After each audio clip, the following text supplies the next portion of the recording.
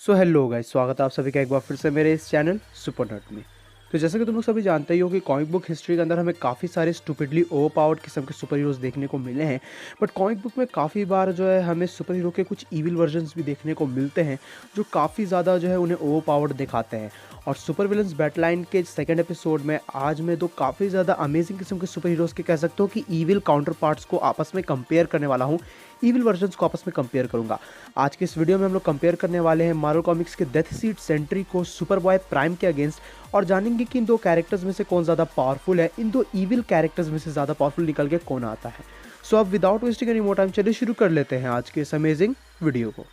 तो गाइस शुरुआत करते हैं हम लोग Marvel comics Death Seed seed Sentry के साथ। So after being died in the siege event, हम लोगों ने ये देखा कि अपोकलिप्स जो है सेंट्री को दोबारा से रिजरेक्ट करता है with the help of life and death seed, जिसके बाद जो है हमें सेंट्री जो है कह सकते हो कि अपोकलिप्स के हॉर्समैन में से एक देखने को मिला था, और वो बन जाता है डेथ सीड सेंट्री, जो सेंट्री का एक ईविल वर्जन है। और यहाँ पे जो है सेंट्री की पावर्स एंड एबिलिटीज़ काफ़ी ज़्यादा एम्पलीफाई हो चुकी थी, और वो बिल्कुल भी कह सकते हो कि अनस्टेबल नहीं था, वो पूरी तरीके से अब स्टेबल हो चुका था, लेकिन अपनी पावर्स को बहुत ही बुरी तरीके से यूज़ करना जान रहा था। अगर हम लोग बात करें उसकी पावर्स एंड एबिलिटीज़ की, तो डेथ सीड सेंट्री पोसेस करता है सुपर ह्यूमन लेवल की strength, super human speed, super human durability और सुपर ह्यूमन रिफ्लेक्सेस। साथ ही साथ इसके पास रिजरेक्शन और रीजनरेटिव हीलिंग फैक्टर भी है, और डेथ सेंट्री जो है कह सकते हो कि इमॉर्टल भी है। साथ ही साथ ये कंप्लीटली इनवनरेबल है। इसके पास इलेक्ट्रोमैग्नेटिक स्पेक्ट्रम विजन और मॉलिक्यूल को मैनिपुलेट करने की एबिलिटी भी आ जाती है। इन सब के ऊपर से डेथ सेंट्री जो है काफ़ी ज़्यादा पावरफुल किस्म के एनर्जी ब्लास्ट जनरेट कर सकता है और डार्कनेस को भी मैनिपुलेट कर सकता है। अगर देखा जाए तो डेथ सीड सेंट्री ने कॉमिक्स के अंदर सेलेस्टियल्स को लिफ्ट किया है, और उसने काफ़ी ज़्यादा एक्सट्रीम एक्सप्लोजन और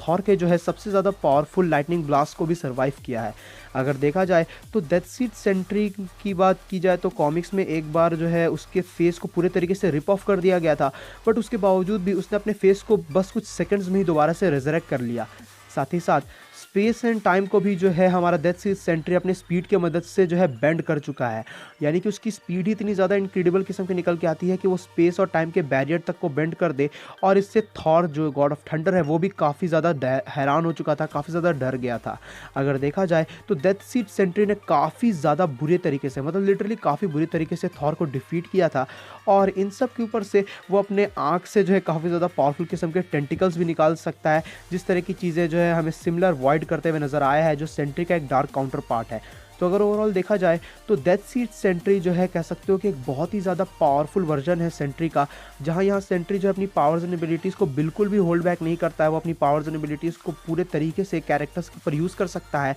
और कई हद तक डेथ सीड सेंट्री जो है एक high sky father level being निकल के आता है। गाइस अब हम लोग आ जाते हैं डीसी कॉमिक्स के सुपर बॉय प्राइम के ऊपर। नाउ सुपर बॉय प्राइम जो है एक्चुअली में अर्थ प्राइम का हिस्सा है, और कह सकते हो कि एक जेडेड रिफ्लेक्शन है सुपरमैन की। और जिस वर्ल्ड से सुपर बॉय प्राइम जो है बिलोंग करता है, वहाँ एक्चुअली में हीरोज सिर्फ फिक्शन में ही बिलोंग जो है एग्जिस्ट करते थे, और वो कह सकते हो कि अपने जो है वर्ल्ड का जो है एक लौता सुपर हीरो था। और उसके बाद जो है कह सकते हो कि वो डीसी के मेन कंटिन्यूटी में भी आता है। अगर हम लोग बात करेंगे इस सुपर बॉय प्राइम की पावर्स एंड एबिलिटीज़ की, तो इसके पास क्रिप्टोनियन फिजियोलॉजी है, heat vision, super human level की स्ट्रेंथ, स्पीड और ड्यूरेबिलिटी और रिफ्लेक्सेस मौजूद हैं। साथ ही साथ सुपर बॉय प्राइम कंप्लीटली इनवनरेबल है, इसके पास रीजनरेटिव हीलिंग फैक्टर है, और इसके पास मैजिक एम्पावरमेंट और एंटीमिडेशन की एबिलिटी भी आ जाती है। इतना ही नहीं, ये मैजिक और क्रिप्टोनाइट के अगेंस्ट इम्यून है। साथ ही साथ इसके पास एक सोलार आर्मर भी है, जहां बेसिकली कह सकते हो कि सोलार एनर्जी डिप्लेक्शन से जो है बचने के लिए ये आर्मर उसका काफ़ी ज़्यादा हेल्प करता है।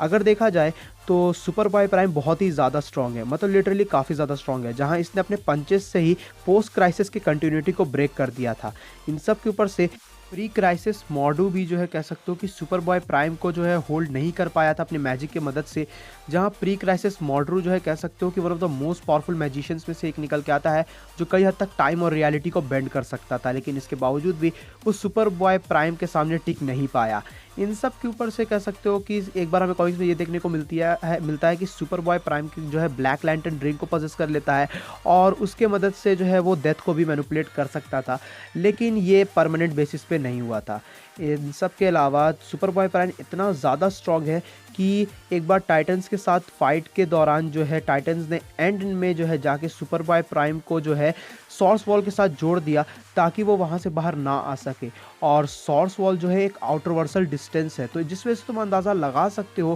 कि सुपर बॉय प्राइम कितना ज़्यादा स्ट्रांग होगा। और बाद में तो भले ही सोर्स वर्ल्ड टूट गया और उसके बाद जो है सुपर बॉय प्राइम भी आज़ाद हो गया, लेकिन उसकी ये सभी जो एक डिफरेंट तरह की कंटिन्यूटी के अंदर आती है। साथ ही साथ एक काफ़ी कह सकते हो कि अजीब तरह की चीज़ ये भी है कि टाइम ट्रैपर जो एक काफ़ी ज़्यादा पावरफुल बीइंग है डीसी मल्टीवर्स का, उसका और सुपर बॉय प्राइम का कोई हमें इनडायरेक्ट कनेक्शन देखने को मिला है कॉमिक्स के अंदर, और कई हद तक कह सकते हो कि इनकी पावर्स एंड एबिलिटीज़ भी आपस में हमें कनेक्टेड देखने को मिली है। बट इसके पीछे का एग्जैक्ट लॉजिक क्या है, एग्जैक्ट रीज़न क्या है, वो कह सकते हो कि काइंड ऑफ अनएक्सप्लेन है। तो गाइज़ यहाँ पे हम लोगों ने बात कर ली है दोनों ही कैरेक्टर्स की पावर्स एंड एबिलिटीज़ की, दोनों ही कैरेक्टर्स की कुछ फीट्स की, और अब हम लोग आ जाते हैं कंपैरिजन के ऊपर कि इन दो कैरेक्टर्स में से कौन ऊपर निकल के आता है in terms of powers and abilities. दोनों में फाइट होती है तो किसके जीतने के चांसेस ज़्यादा हैं। तो अगर देखा जाए तो डेथ सीड सेंट्री और सुपर बॉय प्राइम दोनों ही बहुत ही ज़्यादा पावरफुल बीइंग्स हैं, दोनों ही बहुत ही ज़्यादा ईविल किस्म के कैरेक्टर्स हैं। जहाँ डेथ सीड सेंट्री जो है लिटरली एक अनकिलेबल कैरेक्टर है, उसे फिजिकल फाइट में जो है डिफीट करना लगभग इम्पॉसिबल है।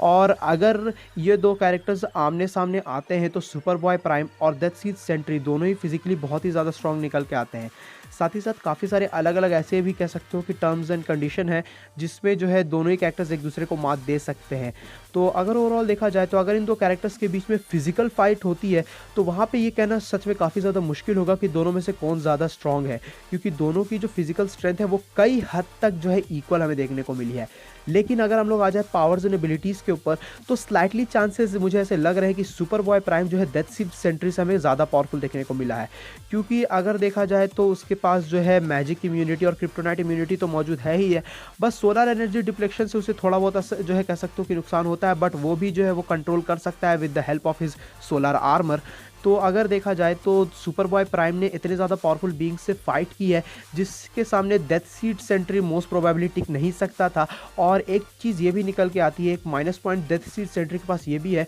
कि उसकी कॉमिक्स में अपीयरेंस बहुत ज़्यादा नहीं हुई है और उसकी फीट्स उतनी ज़्यादा नहीं है जितनी सुपर बॉय प्राइम की हमें देखने को मिली है। मतलब सुपर बॉय प्राइम के जो है कह सकते हो कि कारनामों के ऊपर एक पूरी की पूरी इंटायर वीडियो बन सकती है, लेकिन डेथ सीड सेंट्री की जो है कुछ गिन चुन के ही जो है कह सकते हो फाइट्स हुई हैं और उन्हीं में से कुछ उसकी काफ़ी बड़ी फीट्स निकल के आती है। तो ओवरऑल डेथ सीड सेंट्री मर तो नहीं सकता है क्योंकि वो इमॉर्टल है, लेकिन पावर्स एंड एबिलिटीज़ के मामले में जो है कह सकते हो कि उसके पास कुछ माइनर पावर्स हैं, और वही सुपर बॉय प्राइम के पास जो है कह सकते हो कि उससे ज़्यादा बेटर पावर्स एंड एबिलिटीज़ हमें देखने को मिली है, और फीड्स भी सुपर बॉय प्राइम की ज़्यादा बेहतर निकल के आती है। और इन सब के ऊपर से दोनों ही कैरेक्टर्स स्काई फादर लेवल के बीइंग्स हैं, दोनों ही गैलेक्सीज को शैटर कर सकते हैं, तो दोनों ही कई हद तक फिजिकली तो इक्वल है। पावर्स एंड एबिलिटीज़ के मामले में सुपर बॉय प्राइम थोड़ा सा आगे निकल के आता है, और उसके पास प्लस पॉइंट ये है कि उसके पास बेटर फीड्स है, उसके पास जो है कह सकते हो कि काफ़ी ज़्यादा अच्छी किस्म के फीड्स भी मौजूद है, जिससे वो डेथ सीड सेंट्री से काफ़ी जगह पे आगे निकल के आता है। तो अभी के लिए सुपर विलन्स बैटलाइन के आज के इस एपिसोड का विनर सुपर बॉय प्राइम है। सो गाइज ये थी वीडियो इन दो कैरेक्टर्स के कंपैरिजन को लेकर। अब ये तो मेरा ओपिनियन था, तुम्हारा ओपिनियन क्या है नीचे कमेंट सेक्शन में ज़रूर बताना। और अगर वीडियो पसंद आई है तो इस वीडियो को अपना थम्स अप देना, अपने दोस्तों के साथ शेयर करना, और अगर चैनल पे कहीं से भी नए आ गए हो तो चैनल को सब्सक्राइब कर लेना। तुम लोग मुझे इंस्टा और ट्विटर पे फॉलो कर सकते हो, लिंक्स नीचे डिस्क्रिप्शन में मिल जाएंगे। मैं मिलता हूँ तुमसे ऐसी किसी नेक्स्ट वीडियो में। Till then bye, stay tune, stay awesome.